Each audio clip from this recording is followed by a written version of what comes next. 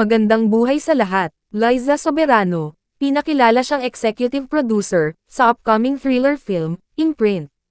The movie follows a Filipino-American woman with psychic powers hunting a serial killer.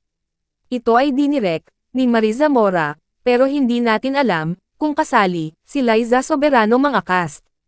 Pero ang malinaw, si Liza Soberano, ang executive producer ng nasabing movie ang Imprint. Liza Soberano continues building her film career in Hollywood.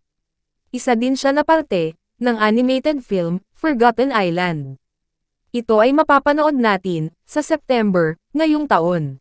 She recently attended the Gold Gala alongside H.E.R. Kumpirmado din na kasali si Liza Soberano sa cast ng animated series, Sun Chaser. And reportedly, the film Patron Saints of Nothing.